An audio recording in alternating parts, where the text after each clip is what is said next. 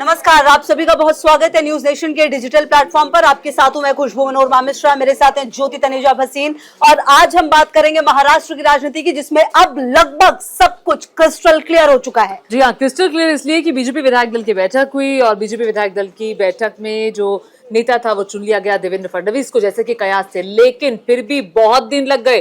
देखिए 20 तारीख को चुनाव हुए थे, 20 तारीख के बाद आते आते रिजल्ट भी आया, फिर तमाम तरह की कवायदे कि आखिर एक बड़ी पार्टी भी उभरी और कौन सा गठबंधन था, महायुति, ये सबको पता था। पोर्टफोलियोज में बंटवारे को लेकर बहुत ज्यादा उहापोह की स्थिति थी, लेकिन अब सब कुछ क्लियर होता हुआ आज शाम को देवेंद्र फडणवीस, अजीत पवार और एकनाथ शिंदे जाएंगे राज्यपाल से मिलने के लिए, सरकार बनाने का करेंगे दावा पेश। बिल्कुल, और कल जो है वो शपथ ग्रहण समारोह होना है 5 तारीख को शाम 5 बजे। ये तो देखिए पहले से तय था, लेकिन इन सब के बीच जो सबसे इंपॉर्टेंट हुआ है वो क्या, वो ये कि आखिरकार जो कॉम्प्रोमाइजिंग सिचुएशन अगर आप कहें तो वो एकनाथ शिंदे के लिए ही आया है। क्योंकि एक तरफ मुख्यमंत्री का पद जो है वो बीजेपी को भी मिला है, देवेंद्र फडणवीस को, और दूसरी तरफ जो गृह विभाग जिसकी लड़ाई इतनी ज्यादा चल रही थी वो विभाग भी बीजेपी अपने पास रखेगी। जबकि अगर आपको याद हो तो पिछले कार्यकाल में जब एकनाथ शिंदे मुख्यमंत्री थे और उप मुख्यमंत्री थे देवेंद्र फडणवीस, तो गृह मंत्रालय देवेंद्र फडणवीस के पास यानी उप मुख्यमंत्री के पास था।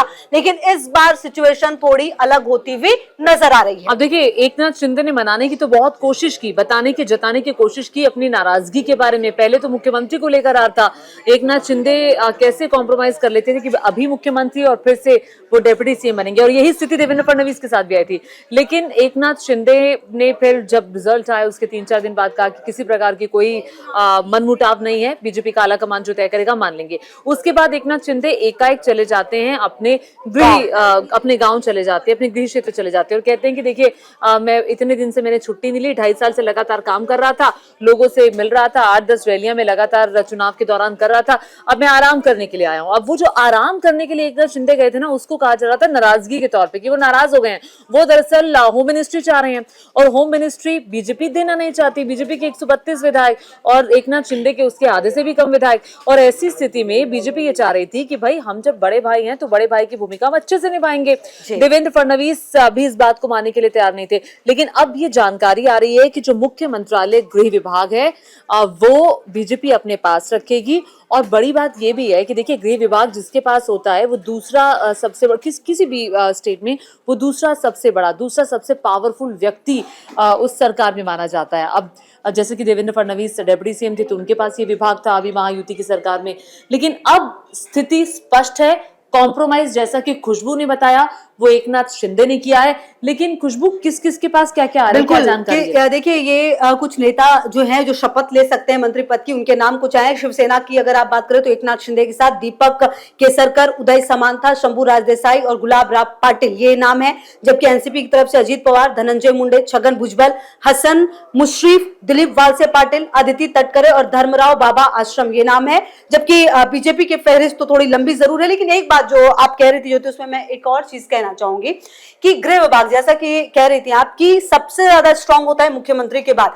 ऐसे में शायद ये भी बैलेंस करने की कोशिश की गई है एकनाथ शिंदे को और अजीत पवार को कि अगर गृह विभाग दे दिया जाएगा तो हो सकता है कि फिर कहीं मन में ये ना आ जाए कि शिवसेना को ज्यादा तवज्जो दी गई है। क्योंकि देखिए दोनों को ही बैलेंस करके रखना ये भी एक बहुत बड़ी चुनौती होगी। साथ ही साथ चुनौती ये भी है कि जिस तरह से एकनाथ शिंदे अभी अपने गांव चले गए थे, कहा जा रहा था कि जब जब वो अपने गांव जाते तब तक कुछ बड़े फैसले लेते हैं। हालांकि देखिए कुछ बड़ा फैसला ऐसा हुआ नहीं है, जो था सिचुएशन वो सेम है। लेकिन ये सिचुएशन कितनी दिन सेम रहेगी और क्या एकनाथ शिंदे जो है वो पूरी तरह से तैयार हो चुके हैं इस पद के लिए, ये भी देखना अपने आप में बेहद दिलचस्प होगा। देखिए एक बार तो सूत्रों ने ये भी कहा था कि एकनाथ शिंदे की पार्टी के किसी नेता ने कहा था कि अगर हमारे मन मुताबिक पोर्टफोलियोज हमें नहीं मिलते हैं तो हो सकता है कि हम यहाँ महायुति की जो सरकार बनने जा रही है उसमें शामिल ना हो। तो तमाम तरह की अटकलें थी। अब खबर ये आ रही है कि सब कुछ मान मुनव्वल और बातचीत का दौर हो चुका है। अब देखिए कल जो शपथ ग्रहण 5 बजे आजाद मैदान में मुंबई के होने वाला है, ऐतिहासिक है आजाद मैदान, आप सभी जानते हैं। वहां पर 10,000 लाडली बहनों को आमंत्रित किया गया है, 1,000 किसानों को बुलाया गया है, 400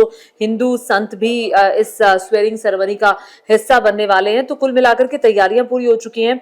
और अब जो खबर आ रही है वो ये कि देवेंद्र फडणवीस ही वो सर्वे सर्वा वो चेहरा होंगे, जैसा कि कहा जा रहा था जो सरकार संभालेंगे। अब देखिए, देवेंद्र फडणवीस नहीं होते तो कौन होता, ये इस नाम की चर्चा भी नहीं हुई। कहा जा रहा था कि देवेंद्र फडणवीस एकमात्र वो चेहरा है जिन्होंने बीजेपी को इतने सालों में महाराष्ट्र में मजबूत कराने का काम किया। 132 सीटें देवेंद्र फडणवीस की बदौलत आई। देवेंद्र फडणवीस वो नेता जिन्होंने बीजेपी में सबसे ज्यादा रैलियां बीजेपी की बिल्कुल। अच्छा ज्योति, देखिए एक चीज ये भी देखने वाली बात है कि लोकसभा चुनाव में आप क्या सिचुएशन में थे, आप विधानसभा चुनाव में किस तरीके से आए, तो ये भी बहुत ज्यादा इंपॉर्टेंट है। और ये बहुत ज्यादा देखने वाली बात होगी कि आप महाराष्ट्र को कैसे संभालेंगे, क्योंकि मिला तो पिछले बार भी आपको महाराष्ट्र था, लेकिन इस बार जनता ने जिस तरह से दिल खोल के वोट दिया है, खास करके बीजेपी को महायुति में अगर आप बात करें, तो एक बहुत बड़ी जिम्मेदारी होगी आप पर कि किस तरह से आप सरकार चलाते हैं। सबसे बड़ी बात ये कि एकदम उलट हो गया। आप देखिए, लोकसभा चुनाव में सरकार बनी जरूर थी, जीत जरूर थी, लेकिन वो जीत की तरह लग नहीं रही थी। अगर आप देखिए लोकसभा चुनाव में बीजेपी की, तो ये जो बैक टू बैक 2 राज्य जीते हैं ना, चाहे हरियाणा की बात करें या महाराष्ट्र की, ये दोनों बहुत इंपॉर्टेंट है। और महाराष्ट्र में अब 11 दिन सरकार बनाने में लगे। इसका मतलब सोचिए कि पूरा मंथन हुआ है, यह सोचा गया है कि किस तरह से किसको क्या विभाग दिया जाएगा, किस तरह से बैलेंस करने की कोशिश की जाएगी। एंड मोस्ट इंपॉर्टेंट कि सरकार बने तो वो इसी तरीके से संयमित तरीके से चले। ऐसा ना हो कि पिछले बार की तरह उठापटक हो जाए और जो हमने महाराष्ट्र में शिवसेना में टूट से लेकर एनसीपी में टूट देखी थी, ऐसा कुछ मिले। ये बीजेपी सारा कैलकुलेशन करके जरूर बैठी होगी। अब देखिए, 43 कुल कैबिनेट के पद हैं, जिसमें से बताया जा रहा है कि बीजेपी को 21 से 22 बीजेपी के विधायक मंत्री बन सकते हैं। शिवसेना को 10 से 12 जो विधायक है वो मंत्री बन सकते हैं। और एनसीपी को जो पोर्टफोलियोज मिल सकते हैं वो 9 से 11 के बीच हो सकते हैं। तो कुल मिलाकर के ये भी एक जो पावर शेयरिंग फॉर्मूला है वो आपस में उस पर भी सहमति बन चुकी है, क्योंकि पावर शेयरिंग ही एकमात्र वो चीज रहती है और एकमात्र वो बिंदु रहता है जिसको लेकर इतने दिन लग गए कि कैसे पावर शेयरिंग होगी। सीट शेयरिंग तो आपने कर ली थी चुनावों से पहले, अब पावर शेयरिंग बहुत ज्यादा मुश्किल हो जाती है कि आप मानोगे आपको ये दे देते हैं, आपको नहीं मैं ये नहीं लूंगा, मैं वो लूंगा। तो इसको लेकर के सहमति बनाना एक बहुत बड़ी चुनौती थी बीजेपी आला कमान के लिए, जो फाइनली बन गई है। और देवेंद्र फडणवीस में इसमें बहुत अच्छे हैं भी, क्योंकि आपको याद होगा जब महायुति की सरकार बनी थी अभी 2.5 साल के लिए उद्धव ठाकरे के बाद, तो वो जो अजीत पवार से बात करना, एकनाथ शिंदे को अपने साथ लाना, कैसे सरकार बनेगी, कौन कौन मुख्यमंत्री बनेगा, उन्होंने यहाँ तक कॉम्प्रोमाइज कर लिया। देवेंद्र फडणवीस जो कि मुख्यमंत्री थे वो डेप्यूटी सीएम बन गए थे। तो जो कुल मिलाकर के लोगों के साथ सामंजस्य स्थापित करना और अपनी चाणक्य नीति के तहत उनको एक छत के नीचे कैसे लाना है, एक टेबल पर कैसे लाना है और कैसे सहयोग से सरकार चलानी है, वो देवेंद्र फडणवीस बहुत बिल्कुल। और शायद यही वजह है ज्योति की देवेंद्र फडणवीस के अलावा कोई और नाम आया भी नहीं। आप देखिए हर जगह जब आप अगर अन्य पिछले कुछ समय को देखिए, आप छत्तीसगढ़ देख लीजिए, राजस्थान देख लीजिए, मध्य प्रदेश देख लीजिए, हर जगह ऐसे नाम आए जो बिल्कुल अनएक्सपेक्टेड थे, जिनके बारे में शायद हमें बाद में समझना पड़ा कि इनकी पोर्टफोलियो क्या है, उनको देखना पड़ा कि वो कहाँ थे, किस तरीके से। लेकिन महाराष्ट्र की अगर आप बात करिए तो शायद बीजेपी बहुत अच्छे से जानती थी कि महाराष्ट्र है मतलब देवेंद्र फडणवीस ही वो चेहरा होंगे जो कि लीड करेंगे, क्योंकि पिछले कुछ समय में जिस तरीके के रिजल्ट देवेंद्र फडणवीस ने दिए हैं वो अपने आप में बहुत अमेजिंग रहे। चाहे वो एकनाथ शिंदे को लाना हो, और जैसा कि ज्योति बता रही थी अजीत पवार को लाना हो, या फिर अभी का जो पूरा प्रदर्शन हो, तो इसमें बहुत बड़ी भूमिका रही थी। और ऐसे में अब ये देखना बेहद महत्वपूर्ण होगा कि किस तरीके से ये पूरे विभागों का बंटवारा होगा ज्योति। और सबसे बड़ी बात यह कि कल जब मंच पर शपथ ग्रहण होगा तो क्या सिर्फ देवेंद्र फडणवीस, अजीत पवार और एकनाथ शिंदे शपथ ग्रहण करेंगे, या इसके अलावा अन्य कुछ मंत्रियों के पद भी दिए जाएंगे? बिल्कुल, कुछ और लोग भी क्या कुछ मंत्री भी क्या वो स्वेरिंग सेरेमनी में हिस्सा लेंगे, यानी कि वो शपथ लेंगे। प्रधानमंत्री नरेंद्र मोदी की मौजूदगी रहेगी और देखना होगा कि किस किस को क्या विभाग मिलता है, क्या किस तरह से बंटवारा होता है। तो देखिए, चुनाव के नतीजे 23 नवंबर को आए थे, अब 5 तारीख कल होने जा रही है, कल शपथ ग्रहण है और 5 तारीख से पहले आज 4 तारीख, आज फाइनली औपचारिक ऐलान होगा देवेंद्र फडणवीस के नाम का। अभी विधायक दल का नेता बीजेपी की मीटिंग में उन्हें चुन लिया गया है, अभी भी ऑफिशियली स्टेटमेंट आना बाकी। बिल्कुल, लगातार रहेगी नजर देंगे एक एक पल की अपडेट। बहुत शुक्रिया।